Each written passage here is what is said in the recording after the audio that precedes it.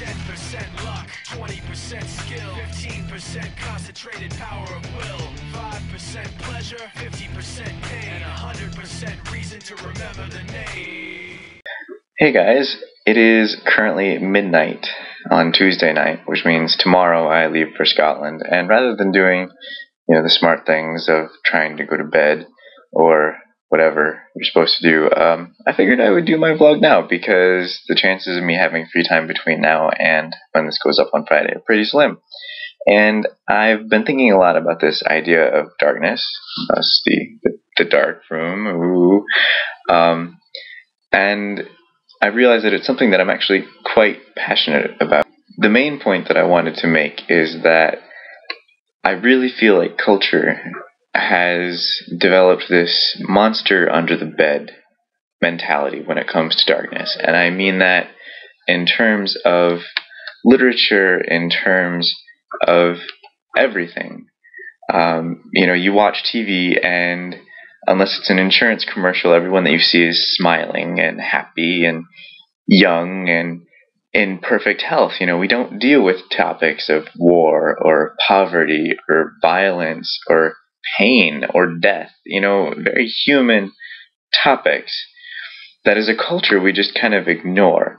And so when people say that having these topics in young adult literature is a bad thing, it really upsets me because it's this idea that there's this monster hiding under the bed, and if we close our eyes and we don't look at it, it'll go away in the morning. But the fact is that this stuff doesn't go away. My mom worked in a middle school, and she would come home with these stories of the 8th grade girls who got pregnant and were really excited about it, or the boys who had been caught smoking weed in the locker room, and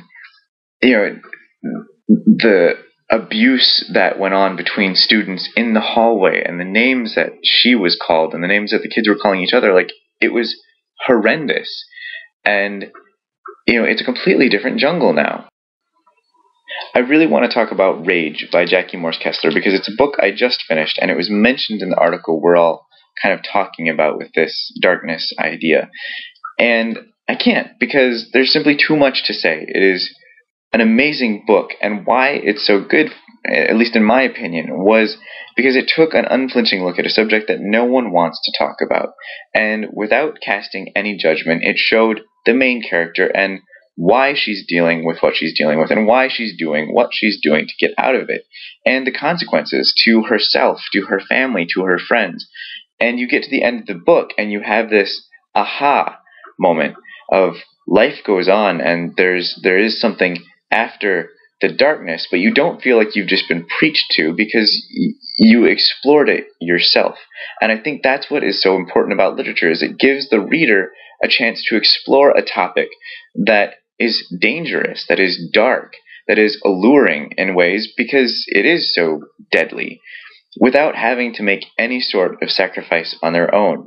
You read a couple pages and you come to your own conclusions. And without that, you're just stuck in the darkness. So to wrap this up, because I kind of need to get to sleep tonight, I would argue that having dark themes in literature is important because we're all going to have to deal with it anyway. Maybe not all of it at once, and maybe not to the same degree as the other people around us, but it exists. And by having literature that showcases it and shows us how to get through it, we're able to go past that monster under the bed theory.